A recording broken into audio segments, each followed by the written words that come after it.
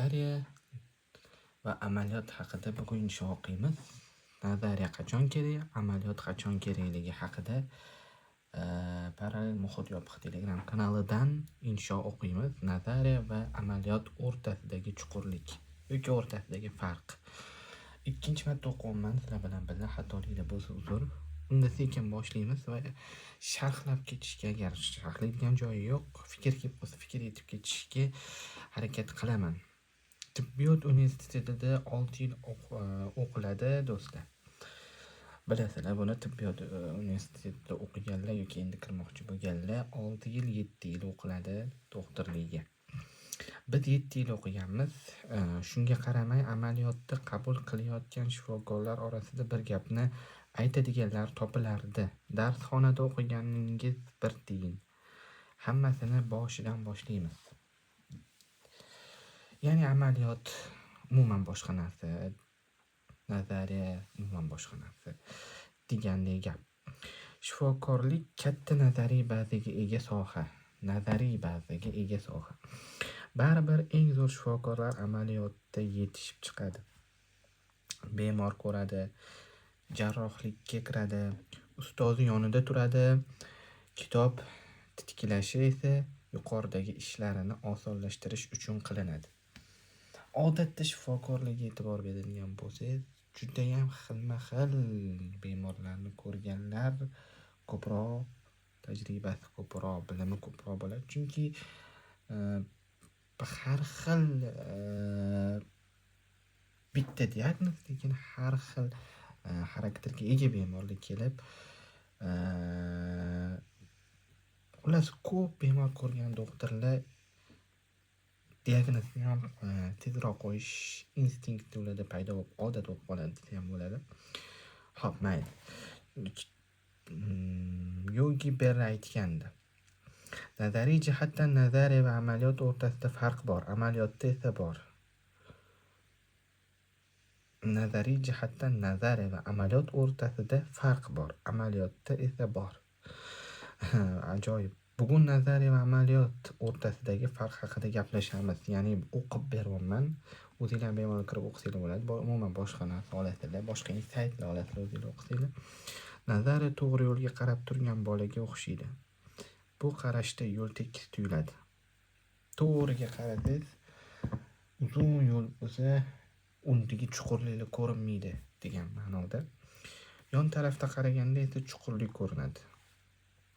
Yon tarafdan qaraganda. Amaliyot shunga o'xshaydi.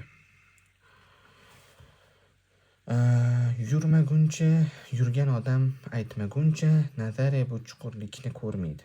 Nazariya hisobga olmagan jarayonlarni nyuanslar, ko'rinmas jihatlar, nyuansi deydi ruschada, deyishadi. Nomidan juda kichkina narsadek tuyuladi. Shunday sohalar borki, ko'rinmas jihatlari eng muhim joylari bo'ladi. To'g'ridan nazariyadan qaraganda ko'rinmaydi, oldiga borilganda seziladi. Nyuanslarni hisobga olmaslik ish o'xshamasligiga olib boradi. Qaysi sohalarda nazariya va amaliyot bir xil bo'ladi, qaysilarida bir xil bo'lmaydi, buni qilish qiyin emas, buni bilish qiyin emas. Nazariy jihatdan zo'r bilgani uchun amaliyotni ham qoyillatganlar bor. Richard Feynman kuchli nazariy fizik edi. Fizikani doskada o'rgatardi, amaliyotda bomba yasash kerak bo'ldi. Uni hamma biladi. Mana bu binolar arxitekturasiga qarang. Rasmini ko'rsataman. Imkon boricha yaqinlashtirib. Mana bu binolar arxitekturasiga qarang, mana. Bu binolarda yashasangiz o'qiganingiz keladi. Loyihalar muallifi Kristofer Aleksander, amaliyotchi arxitektor Kristofer Nolan Masa, rejissyor bilan adashtira olmaylar. Bir vaqtning o'zida arxitektorlar uchun eng muhim nazariy qo'llanma yaratgan yozuvchi. Yaxshilab o'ylasak, aniqlik ustiga qurilgan sohalarda nazariya va amaliyot bir-biridan uzoqqa ketmaydi. Velosiped, BV motori, kompyuter chiplari butun dunyoda bir xil tuziladi. Yana ham aniqlik kiritsak, odamlar ishtiroki minimal bo'lgan, asosan jismlar bilan ishlaydigan sohalarda nazariy amaliyotni takrorlaydi. Dasturlashni kitob o'qib o'rgangan bola amaliyotda ham qiynalmaydi. Turing mukofoti sovrindori dasturchilar Nobeli Donald Knuth shunday qilganda ham kompyuter bo'lmagani uchun kodlarni daftarida yozib debaglab borardi. Kuchli amaliyotchi sifatida o'zidan dasturchilar uchun zo'r nazariy kitob ham qoldirgan. Dasturchilar uchun zo'r kitob qoldirgan. Narxi 3 million so'm. Bu 5 ta qismdan iborat kitob. Donald Knuth dasturchilar uchun kitob 5 ta qismdan iborat. The Art of Computer Programming 4 ta qismdan iborat ekan yoki 5 tami. Rasmini ko'rsataman, screenshot qilsanglar bo'ladi. Dasturchilar uchun kitob yozgan ekan. Qiynalib o'zi katta bo'lgan dasturchi. Ikkinchi tarafdan Intel X rahbari Andrew Gruning Management kitobini o'qiganimda bir joyiga e'tibor bergandim. Yuzlab boshqaruv kitoblarini o'qiganini, amaliyotda birortasi ishlamaganini yozadi. Xuddi shu voqea buyuk pedagog Anton Makarenko bilan ham bo'lgandi. 200 yildan oshiq pedagogik kitob o'qib, o'quvchilari uchun ishlaydigan metodika topa olmagandi. Nega bu sohalarda nazariy yordam bermadi? Odamlar ishtiroki yuqori. Boshqarish ham, o'qitish ham odamlarsiz bo'lmaydi. Nazariya va amaliyotni chizmada ifodalasak quyidagicha bo'lardi. Nazariya bu tekis yo'lga o'xshaydi, amaliyot bo'lsa pastga qarab ketadi. Har xil etaplari bor. Suratni shunaqa qilib tasvirlab berdim. Bu yerda surat bor.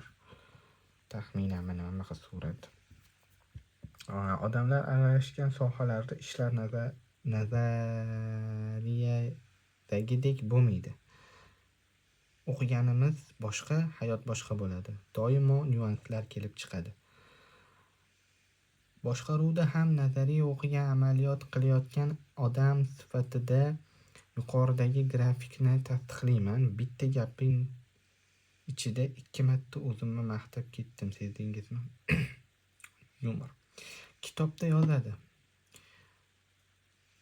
Bo'shatmoqchi bo'lsang chaqir, vaziyatni tushuntir, o'zini kamsitma, yerga urma, haqorat qilma, yangi ishlarida omadlar tilab bo'shat. Amaliyotda esa quyidagicha bo'ladi. Yangi ish topish qiyin, ro'zg'ori shunga bog'liq, ishdan tashqari ham xizmatlari bor, choyxonalarga birga borilgan, xafa bo'ladi. Oldidagi odamning xafaligini hamma ham ko'tara olmaydi yoki eng yomoni bo'shatishi kerak odam qarindosh yoki do'stingiz. Bo'shatishingiz kerak bo'lgan odam qarindosh yoki do'stingiz bo'ladi. Bu hollarda kuchli ruhiyat boshqaruv bilimidan ko'proq foyda olib keladi. Mana shu joyda do'stlar birinchi qismni tugatamiz. Keyingi videoda o'sha ikkinchi qism chiqib bo'lgan. Bemalol o'tib ko'rsanglar bo'ladi. Xuddi shu joydan keyingi videoda davom ettiramiz. Qisqacha qilib shu joygacha yetadigan bo'lsak, nazariya qachon, amaliyot qachon kerak? Nazariya bu inson omili kam ishlatiladigan kasblarda, amaliyot bo'lsa inson omili ko'p ishlatiladigan amaliyotlarda kerak bo'ladi.